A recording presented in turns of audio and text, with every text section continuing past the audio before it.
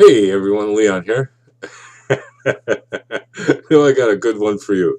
Um, so on my way here to telling my military portion of my life history in that, I mentioned that I was number 7 in the draft, and it was one reason why I joined the Navy and everything.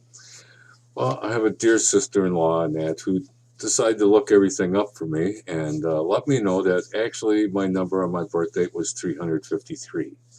And you know what? I got this information from my dad that I was number 7. And when you're 18 in that, you have a tendency to believe your parents still.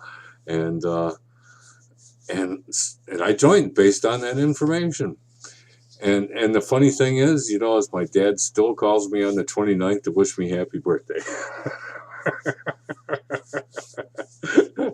So even 42 years later, that we still can't get that straight.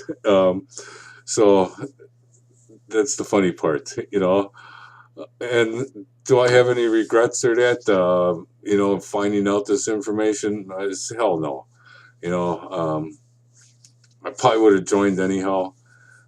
I didn't really have much of a future doing what I was doing, and just gave me a reason. I guess either my dad goofed up or they really wanted me out of the house bad.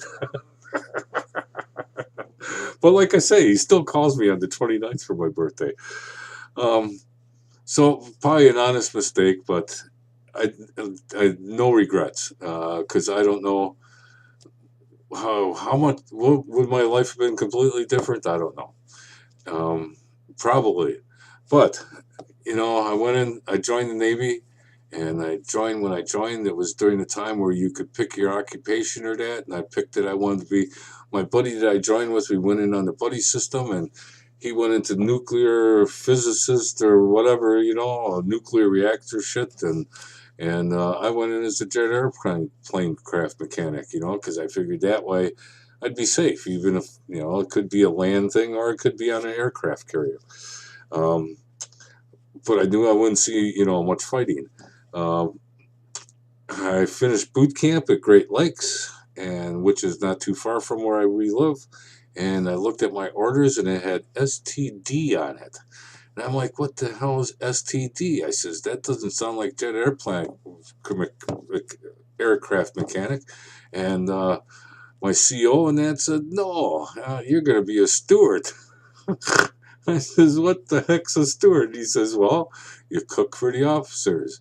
You make their beds, you clean up after them,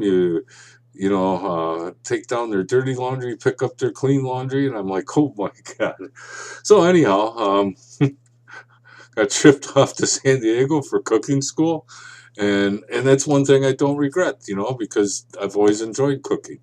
And then it was out to Pearl Harbor to my ship, and a destroyer escort.